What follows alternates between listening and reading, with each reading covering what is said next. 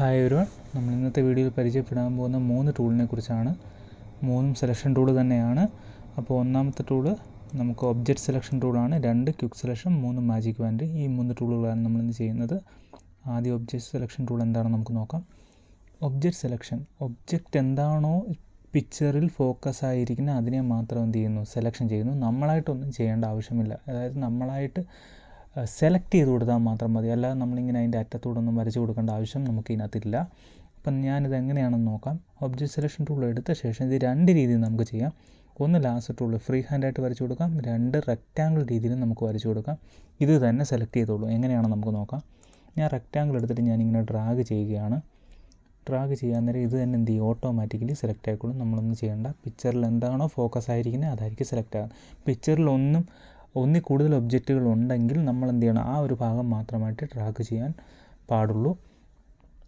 Rectangle അല്ല ലാസർ tool ഉപയോഗിച്ച് ഞാനൊന്ന് ഡ്രാഗ് ചെയ്ത് നോക്കാം. ഡീസെലക്ട് ചെയ്യുന്നു, ലാസർ ടൂൾ ഉപയോഗിക്കുന്നു, അതിനുശേഷം എന്ത് ചെയ്യുന്നു, ഡ്രാഗ് ചെയ്ത് നോക്കാം. ഞാൻ ഫ്രീ ആയിട്ടാണ് ഡ്രാഗ് ചെയ്യുന്നത്, ചുമ്മാ ഉണ്ട്. നമ്മൾ ലാസർ ടൂൾ എന്താണെന്ന് പഠിച്ചാണ്, സെയിം അതുപോലെ തന്നെ. അതേപോലെ ഒന്ന് സൂമിൻ ചെയ്ത് നമുക്ക് നോക്കാം. ഇതിനകത്ത് കണ്ട് ഈ ഒരു കുറച്ച് ഭാഗം എന്ത് ചെയ്യുന്നു, കറക്റ്റായിട്ടുണ്ടോ എന്ന് നോക്കാനായിട്ട് ഞാൻ സൂമിൻ ചെയ്ത് നോക്കുകയാണ്. സൂമിൻ ആകുന്നില്ല ഓൾട്ട് ഹോൾഡ് ചെയ്തിട്ട് സ്ക്രോളിങ് ചെയ്യുമ്പോൾ. അപ്പോൾ നമ്മൾ എന്ത് ചെയ്യണം, ഈ സെലക്ഷൻ ടൂൾ കിടക്കുന്നുണ്ടാണ്. അപ്പോൾ മൂവ് ടൂളിലോട്ട് ഞാൻ എന്ത് ചെയ്യുന്നു, മാറ്റിയ ശേഷം ഒന്ന് സൂമിൻ ചെയ്ത് നോക്കാം. അപ്പോൾ ആയിട്ടുണ്ട്. അപ്പോൾ ഇവിടെ എന്ത് ചെയ്യുന്നു, ഇവിടെ സെലക്ഷൻ ആയിട്ടില്ല. അപ്പോൾ നമുക്ക് വീണ്ടും ഒബ്ജക്റ്റ് സെലക്ഷൻ എടുത്തിട്ട് ലാസോ ടൂൾ എടുത്തിട്ട് ഇവിടെയും കൂടെ വേണമെങ്കിൽ ആഡ് ചെയ്യണം. നമുക്കറിയാവുന്നതാണ്. ആഡ് സെലക്ഷൻ എടുക്കാം. നമുക്ക് എന്ത് ചെയ്യാം, ഇങ്ങനെ ഒന്ന് ആഡ് ചെയ്ത് നോക്കാം. അപ്പോൾ അതുകൂടെ കിട്ടുന്നുണ്ടോ നമുക്ക് നോക്കാം. അതുകൂടെ കിട്ടിയിട്ടുണ്ട്. ഓക്കെ അല്ലേ. ഇതാണ് ഒബ്ജക്റ്റ് സെലക്ഷൻ ടൂള്. ഓക്കെ അല്ലേ.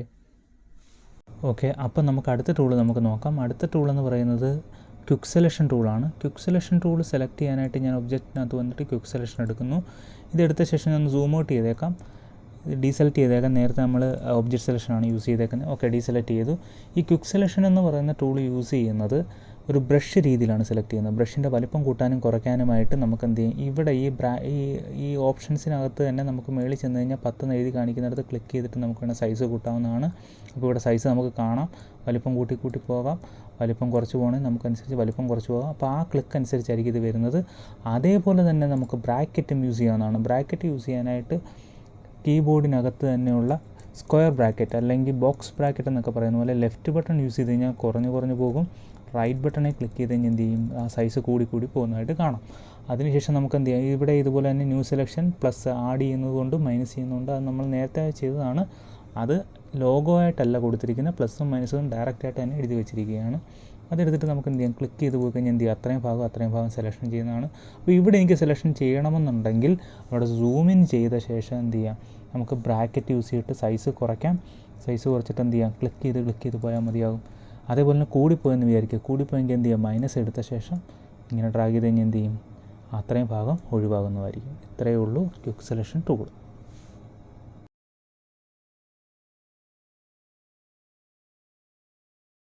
അടുത്ത ടൂൾ നമുക്ക് നോക്കാം. അടുത്ത ടൂൾ മാജിക് ബാൻഡ് ടൂളാണ്. ഇതിൽ തന്നെ ഒന്ന് ക്ലിക്ക് ചെയ്ത് കഴിഞ്ഞാൽ മാജിക് ബാൻഡ് ടൂൾ നമുക്ക് എടുക്കാവുന്നതാണ്.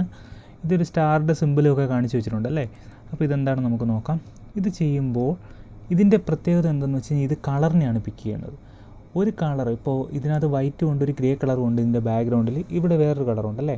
അപ്പോൾ ഞാൻ വൈറ്റ് കളറും ഗ്രേ കളറല്ല, ഒരു ഗ്രീൻ കളർ പോലത്തെ ഒരു കളർ. ഓക്കെ, ഞാൻ വൈറ്റ് കളറിൽ ഞാൻ ഇവിടെ സെലക്ട് ചെയ്ത് കഴിഞ്ഞാൽ വൈറ്റ് കളർ മാത്രമായിരിക്കും ഇവിടെ പിക്കാവുന്നത്. അങ്ങനെ പിക്കാകുമ്പോൾ വൈറ്റിൻ്റെ തന്നെ ലൈറ്റും ഡാർക്കും ഒക്കെ പിക്കാകണമെന്നുണ്ടെങ്കിൽ എന്ന് വെച്ച് കഴിഞ്ഞാൽ ഇപ്പോൾ വൈറ്റിൻ്റെ തന്നെ ചെറിയ രീതിയിൽ ഷാഡോ കയറിയിരിക്കാൻ നേരം ഇപ്പോൾ ഈ വൈറ്റിൻ്റെ തന്നെ തന്നെ ഇവിടെ നോക്കിക്കഴിഞ്ഞാൽ കാണാം കുറച്ച് ഷാഡോ ഒക്കെ ഉണ്ട് അല്ലേ.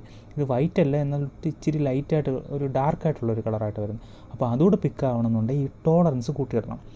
അത് പിക്കാകണ്ട, എക്സാക്റ്റ് വൈറ്റ് മാത്രം മതി എന്നുണ്ടെങ്കിൽ ടോളറൻസ് കുറച്ചിടുക. അത് നമ്മുടെ പിക്ചർ അനുസരിച്ച് നമുക്കിത് കറക്റ്റായിട്ട് നമുക്ക് അതായത് 10 കൊടുത്ത് ചെയ്യണം എന്ന് പറയാൻ നമുക്ക് പറ്റത്തില്ല. കാര്യം അത് പിക്ചർ അനുസരിച്ച് നമ്മൾ ചെയ്യേണ്ടി വരുന്നത്. അതേപോലെ തന്നെ നമുക്ക് ആവറേജ് ഒക്കെ എടുത്ത് ചെയ്യാൻ പറ്റും. ഇപ്പോൾ നമ്മളൊരു കളർ സെലക്ട് ചെയ്യുമ്പോൾ അതിൻ്റെ തന്നെ ആവറേജ് ഒക്കെ എടുത്ത് നമുക്ക് വേണമെങ്കിൽ അല്ലെങ്കിൽ സാമ്പിൾ രീതിയിലൊക്കെ സെലക്ട് ചെയ്ത് ഇവിടെ നമുക്ക് നോക്കി ചെയ്യാൻ പറ്റും. അതിൻ്റെ ആവശ്യമില്ല. നമ്മളിപ്പോൾ ഈ രീതിയിൽ നമുക്ക് ചെയ്യാം. ഇപ്പോൾ ഞാൻ 10 ഇട്ടിട്ടൊന്ന് ക്ലിക്ക് ചെയ്ത് കാണിക്കാം. 10 ഇട്ട് ക്ലിക്ക് ചെയ്യാൻ നേരം ഇവിടം വരെയാണ് സെലക്ട് ആയിരിക്കുന്ന വൈറ്റ്.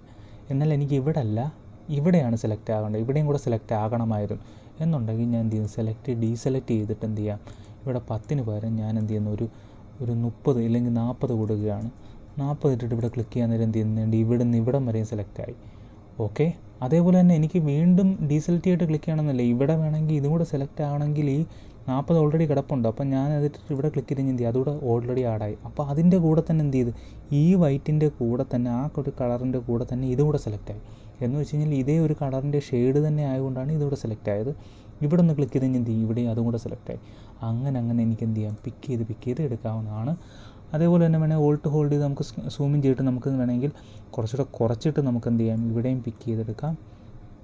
ഉണ്ട്, ഇവിടെയും ക്ലിക്ക് ചെയ്തെടുക്കാം. ഇവിടെയും ക്ലിക്ക് ചെയ്തെടുത്ത് കഴിഞ്ഞാൽ എന്ത് ചെയ്യും, ഇത് സെലക്ട് ആവുന്നതാണ്. ഇതെപ്പോഴും ശ്രദ്ധിക്കേണ്ട കാര്യം, പ്ലെയിൻ ബാക്ക്ഗ്രൗണ്ടുകളൊക്കെ ഉള്ള സമയത്ത് ഇത് നമ്മൾ യൂസ് ചെയ്യാവൂ. മാജിക് ബാൻഡ് അല്ലാത്തടത്ത് യൂസ് ചെയ്തിട്ട് ഒരു കാര്യവുമില്ല. അതുപോലെ തന്നെ എനിക്കിപ്പോൾ ഇവിടെ സെലക്ട് ചെയ്യണമെന്നുണ്ടെങ്കിൽ വേറെ ടൂൾ ഉപയോഗിച്ചിട്ട് നമുക്ക് ആഡ് ചെയ്യാവുന്നതാണ്.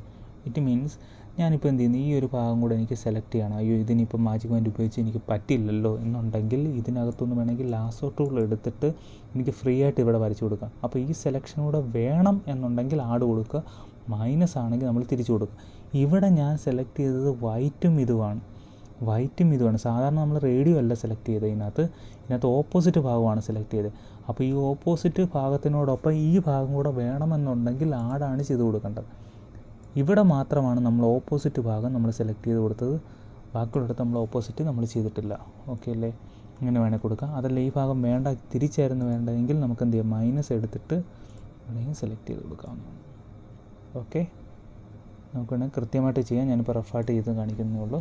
ഓക്കെ, ഇത്രയേ ഉള്ളൂ ഈ 3 ടൂൾ.